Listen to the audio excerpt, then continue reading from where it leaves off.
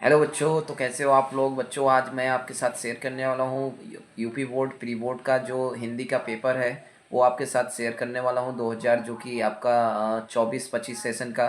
तो आप लोग इस प्री बोर्ड के पेपर को हिंदी का आप लोग देखिए, ताकि अगर आपका प्री बोर्ड होने वाला है तो आपको ये अनुमान लग जाए कि आपका जो एग्ज़ाम मतलब आने वाला है पेपर प्री बोर्ड वो कैसा होगा, आपको एक अंदाज़ा मिल जाए। ठीक है, तो चलिए बच्चों, मैं बिना देरी किए आपको दिखाता हूँ पेपर। तो चलिए बच्चों, हम लोग देते हैं फटाफट आपका सभी क्वेश्चन का आंसर। तो देखिए, पहला क्वेश्चन है, हिंदी का प्रथम उपन्यास कौन है। तो इसका आंसर आपका हो जाएगा ऑप्शन नंबर क, परीक्षा गुरु। क्वेश्चन नंबर दूसरा आपका है कि हिंदी की प्रथम कहानी कौन सी है। तो ये आपका ऑप्शन नंबर ग, इंदुमती। ठीक। क्वेश्चन नंबर 3 आपका है कि मधुशाला जो है वो ये किसकी रचना है। तो ये हो जाएगा आपका ऑप्शन नंबर कौन सा, ये भी ग, हरिवंश राय बच्चन जी का। क्वेश्चन नंबर 4 है आपका, आधुनिक काल कब से कब तक है। तो आधुनिक काल आपका सन 1843 से लेकर अब तक माना जाता है, यानी इसका मतलब कि ऑप्शन नंबर इसका सही आंसर क। क्वेश्चन नंबर 5 आपका है कि प्रिय प्रवास किस युग की रचना है। तो ये आपका हो जाएगा क्वेश्चन नंबर 5 का क, द्विवेदी युग। ठीक। अगला क्वेश्चन, क्वेश्चन नंबर 6। तो ये क्या लिखा है, पानी में चंदा चांद पर आदमी, ये किसकी रचना है। तो ये जो है आपकी, थोड़ा सा देखिए ऊपर करते हैं, तो ये है जो आपका रचना ऑप्शन नंबर घ, ये जयप्रकाश भारती जी का। ठीक है। क्वेश्चन नंबर 7 आपका है कि कलम का सिपाही की विधा क्या है। तो कलम का सिपाही का जो विधा है ये आपका जीवनी है, जो कि प्रेमचंद की जीवनी आप लोग को पता होगा। क्वेश्चन नंबर 8 देखिए क्या है आपका, ये है आपका शुक्ल युग के प्रसिद्ध उपन्यासकार हैं। तो शुक्ल युग के जो प्रसिद्ध उपन्यासकार हैं ये हैं आपके भगवती चरण वर्मा, ये ऑप्शन नंबर ग, जो कि आपको दिख नहीं रहा होगा शायद पूरा। तो चलिए, ये है भगवती चरण वर्मा जी का। ठीक। चलिए, अगला क्वेश्चन, गागर में सागर नामक उक्ति किसके लिए प्रसिद्ध है। तो ये उक्ति मुख्यतः बिहारी लाल जी के लिए प्रसिद्ध है, ये उन्हीं के लिए बोला जाता था कि गागर में सागर। ठीक है। चलिए, क्वेश्चन नंबर नेक्स्ट देखते हैं, जो कि है आपका क्वेश्चन नंबर कौन सा, ये है 10, साकेत किसकी रचना है। तो काफ़ी फेमस है, मैथिली शरण गुप्त जी का ये रचना। अगला है, शोक विकल सब रोहि रानी रूप राशि बल तेज बखानी में कौन सा रस है। तो ये देखने से ही, पढ़ने से ही पता चल रहा है कि इसमें कौन सा करुण रस होगा, ऑप्शन नंबर क। अगला क्वेश्चन है, चरण कमल बंदो हरिराई में किस अलंकार, कौन सा मतलब अलंकार है। ठीक है। तो इसमें तो कौन सा हो जाएगा, ये भी काफ़ी फेमस है, रूपक अलंकार इसमें है। ठीक।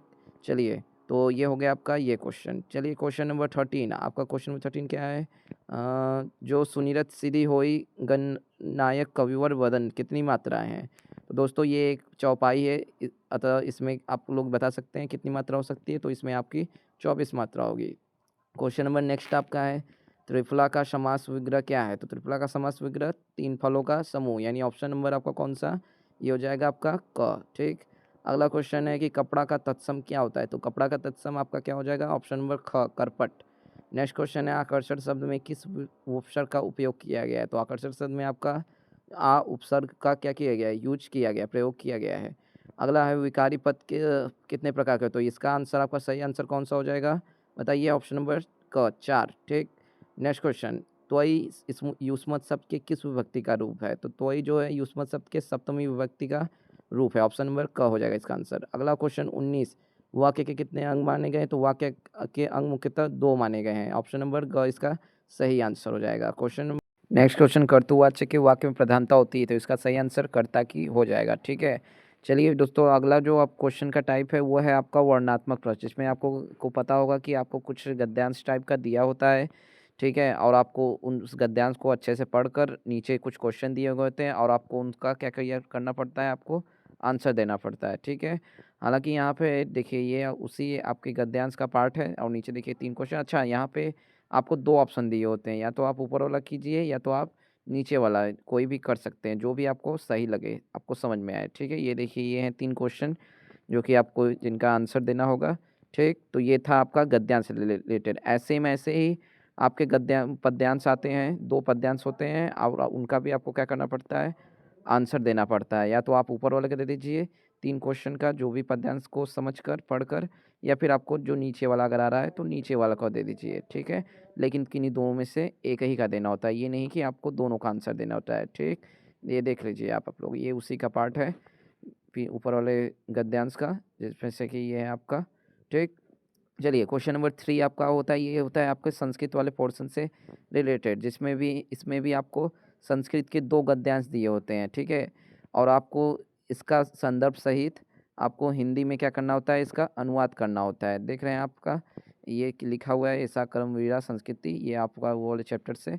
और इसमें भी आपको ऑप्शन होता है या तो ऊपर वाला या तो आपको नीचे वाला, जैसे कि मैंने बता ही दिया। ठीक है, चलिए, तो ये है आपका एक दबाव जना, ये सारे पैसेज और आपको आप अपने देखे होंगे, अपने बुक में देख लीजिएगा एक बार। क्वेश्चन नंबर चौथा देखिए आपका क्या है, ये है आपका निम्नलिखित संस्कृत पद्यांशों का हिंदी में अनुवाद कीजिए। ठीक है, इसमें भी आपका दो होता है ऑप्शन, अथवा या तो ऊपर वाला कीजिए या तो नीचे वाला। ये भी संस्कृत से रिलेटेड है पोर्शन, जो पद्यांश होते हैं उनमें से दो पद्यांश दिया जाएगा। आप या तो आप ऊपर वाले का अनुवाद कर दीजिए हिंदी में, या फिर नीचे वाला का। रे रे चातक सावधाना मनसा, ये देख सकते हैं आपको, ये आपके चैप्टर में जो कि है क्लास 10th में। ठीक है, तो ये आप कर लीजिएगा।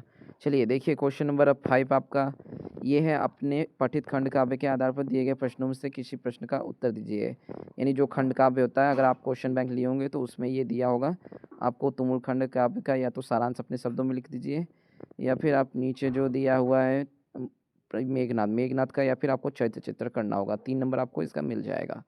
ठीक है, तो आप देख लीजिएगा उस क्वेश्चन बैंक में से। अगला क्वेश्चन है क्वेश्चन नंबर 6, निम्नलिखित लेखकों में से किसी एक लेखक का जीवन परिचय आपको क्या करना है, देना है, और उनका रचना भी लिखना है। इसके लिए आपको टोटल कितने 5 नंबर मिल जाएंगे। ठीक है, और रचना भी लिखना पड़ेगा। चलिए आगे जो है, इसमें से 3 हैं नाम, आचार्य रामचंद्र शुक्ल, जयशंकर प्रसाद, रामधारी सिंह दिनकर। तो इनमें से जो कि सबसे फेमस है जयशंकर प्रसाद जी, तो इनका तो आपको जरूर याद रहना चाहिए क्योंकि इनका हमेशा आता है। ठीक, अगला है क्वेश्चन नंबर 6 का ख, तो ये है आपका, इसमें भी आपको जीवन परिचय और रचना ही लिखना है, लेकिन ये सारे तीनों क्या है, कवि है, जिनमें सबसे फेमस महादेवी वर्मा जी, तो इनका तो आपको जीवन परिचय और रचना जरूर से याद रहना चाहिए।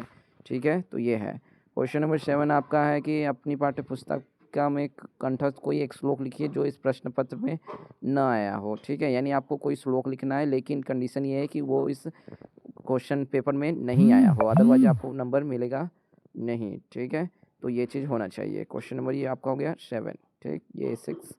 अब अगला क्वेश्चन है क्वेश्चन नंबर 8, जो कि आपका एप्लीकेशन लिखना है, या फिर आप, हाँ, ये एप्लीकेशन अपने प्रधानाचार्य को छुट्टी के लिए लिखना है। या फिर अगर आपको ये वाला नहीं आ रहा है क्वेश्चन, तो इसके नीचे आपको ऑप्शन दिया हुआ है।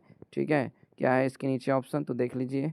लिखा है अपने मित्र को बड़े भाई के विवाह में सम्मिलित होने का निमंत्रण दीजिए। यानी कि मान लीजिए अपने बड़े भाई का शादी पड़ गया है, तो अपने मित्र को इन्विटेशन देना है, तो उसको कैसे आप लिखेंगे, निमंत्रण देंगे, उसके लिए आपको निमंत्रण पत्र लिखना है। ठीक है, चलिए क्वेश्चन नंबर 9 आपका है, निम्नलिखित में से किन्हीं दो प्रश्नों के उत्तर संस्कृत में दीजिए। यानी आप टोटल 4 क्वेश्चन आपको देख सकते हैं, दिया है क ख ग घ, लेकिन आपको इन चारों में से किन्हीं दो ही का आपको आंसर देना है। ठीक है, आपको जो भी आए, आपको जो लगे कि ये वाला इजी है, आप उसी का क्या कर दीजिएगा, आंसर दे दीजिएगा। जैसे कि क ख ग घ, इनमें से जो भी आपको आंसर आएगा किन्हीं दो का दे दीजिएगा आंसर। ठीक है, लास्ट क्वेश्चन जो कि ये आपके अच्छा 2 नंबर के होंगे। ठीक है, लास्ट क्वेश्चन जो है आपका ये क्वेश्चन नंबर 10, जो कि आपका किससे रिलेटेड है, ये आपका रिलेटेड है निबंध से। ठीक है, आपको क्या करना है, किसी भी एक नीचे जितने टॉपिक दिए हैं इस पे एक विषय पे आपको निबंध लिखना होगा। ठीक है, इसमें कंप्यूटर शिक्षा, पर्यावरण प्रदूषण, विज्ञान अभिशाप व वरदान, बेरोजगारी की समस्या, विकसित भारत 2047,